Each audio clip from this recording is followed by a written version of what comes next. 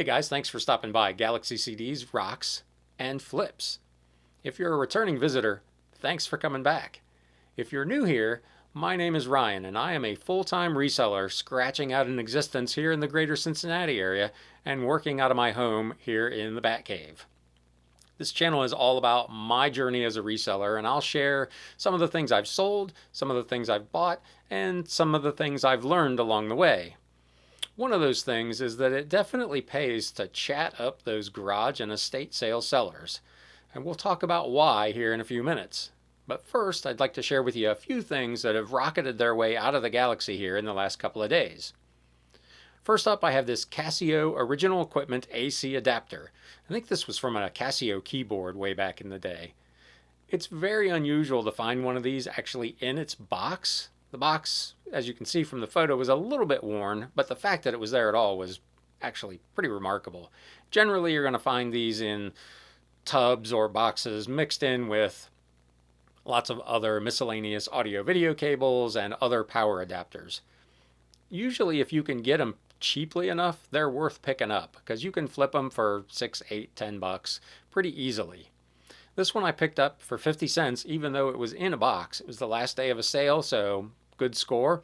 It's been in my inventory for quite some time though. You'll see that it got a 35% discount. If you watched my previous video, I mentioned that I do occasionally, probably once a month, run some kind of promotion on old aged inventory to try to blow it out and turn it into money. In this case, the item was originally priced at $24.99, which was probably a bit aggressive for something that I had 50 cents in, but nothing ventured, nothing gained, right? At 35% off, it still went for $16.24. I did pay for shipping, but it was under a pound, so it wasn't too hateful to ship, so it ended up being a fairly nice flip. Next up, I just picked this up this weekend. I was at an estate sale and there was a box for a camera, and inside the box was this strap, 2 owner's manuals, and the CD-ROM software for the digital camera. I essentially got the box for nothing because I negotiated a price on my whole stack of stuff. And this cable, or rather this strap, I listed for $15.99 or best offer, and within 6 hours I got an offer for $14. I had literally nothing in it. When you're at those sales and you're out in the garage and you find abandoned boxes of electronics equipment, cameras, Walkman, whatever it is, if there are accessories in there and manuals, offer them 50 cents for it or a quarter. I listed the 2 owner's manuals. There was one in English and one in Spanish. They're both currently listed for $12 a piece. And the CD is listed for $9.99. And I've already made a $14 sale on this strap. So I'm already obviously way into the money on this. So that's something to be on the lookout for. If you can find boxes of just random accessories like that, you can usually essentially steal them and flip them for pretty decent money. Next up, I got Sir Charles Barkley in the house. 1997 starting lineup action figure. This was another one you can see it was heavily discounted. This has been in my inventory since probably last September. So it qualified for this is over 120 days old. Let's get it out of here. 50% discount. Somebody snapped it up for $7.49 plus shipping. So I'm not out the shipping. They paid. And I'm into this for, I think it's on my books for 68 cents. So I still made some decent money on it, even discounting at 50%. And again, I turned some old, aged inventory into money. Next up, there's only 4 showing here. This customer actually bought a 5th one separately, so I bundled them all together when I shipped them off. This is, if you've seen any of my previous videos, I've mentioned this lot of model railroad magazines over and over and over again because it just keeps generating good money. I'm into these for 8 cents a piece.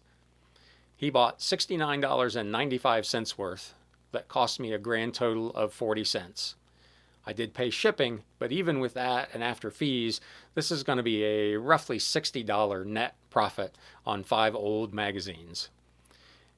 Generally speaking, they don't bring this much money. Most of the ones I've been selling are more common, the U.S. Model Railroader or Railroad Model Craftsman, and they're bringing $20 or $22 for a whole year's worth. These were from England, so they're not real common here in the US. And this guy paid up $13.99 a piece for these. They were not discounted at all. He paid full price. He didn't make an offer. He just bought 5 issues of it at essentially $14 a pop. So that was a day maker. Very nice flip. Next, we've got this vintage Adventures in Dining, a vegetarian gourmet cookbook. This is one of those local cookbooks I mentioned a few videos ago. You can find these generally at estate sales, super, super cheap. I'm into this one for about 15 cents.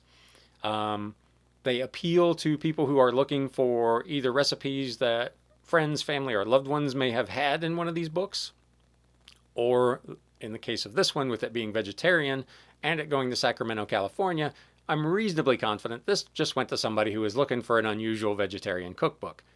Either way, a 15-cent item turned into an $11.24 flip. After shipping, I probably made about $8 on this. So, nice flip. Last thing I want to show you, for those who think media doesn't sell and doesn't bring money, I have this Terminator anthology on Blu-ray. $27. Very little money in it, once again. These are nice flips if you can find them. Again, I try to buy DVDs in large quantities for low prices. My average purchase price on Blu-rays is about 50 cents a piece.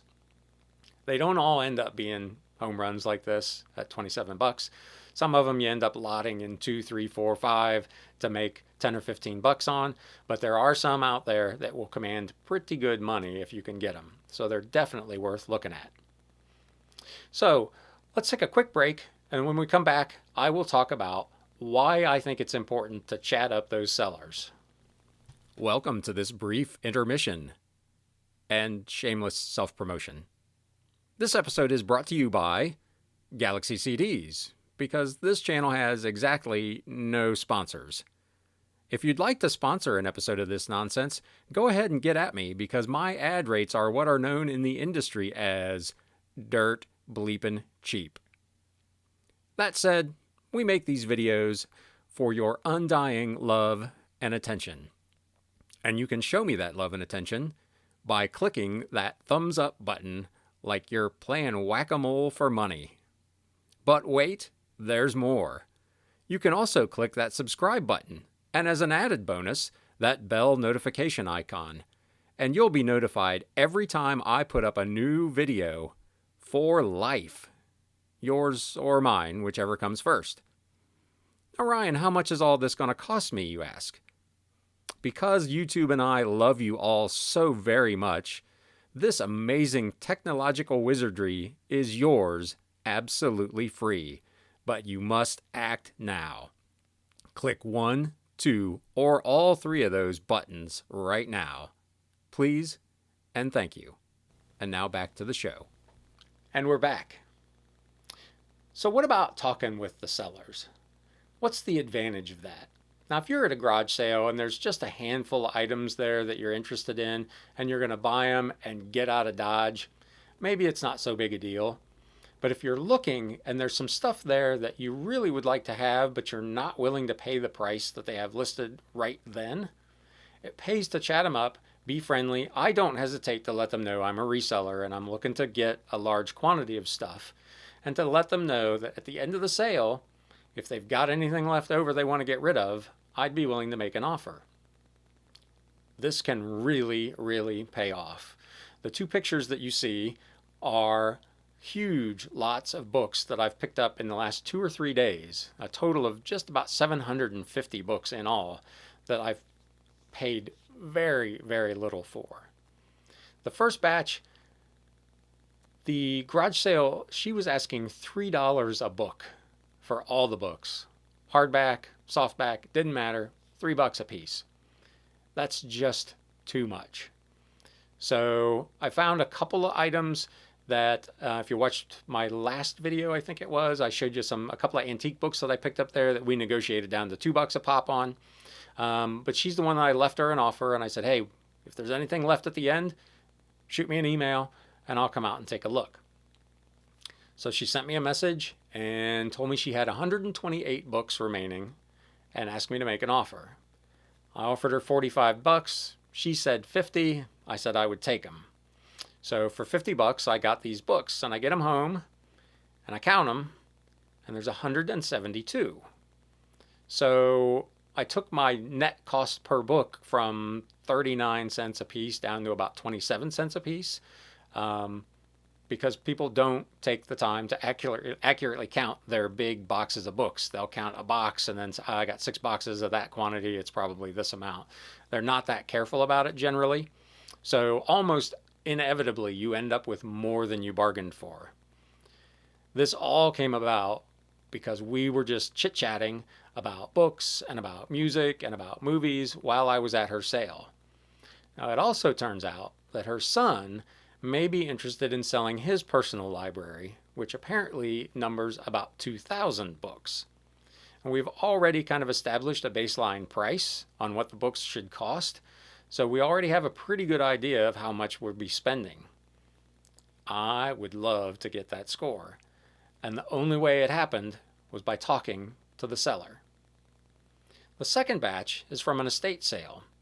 That lot ended up being about 540 books, and I didn't pay a dime. Long before she knew me as Ryan, she recognized me as the book guy, because at almost every sale she has, I buy books.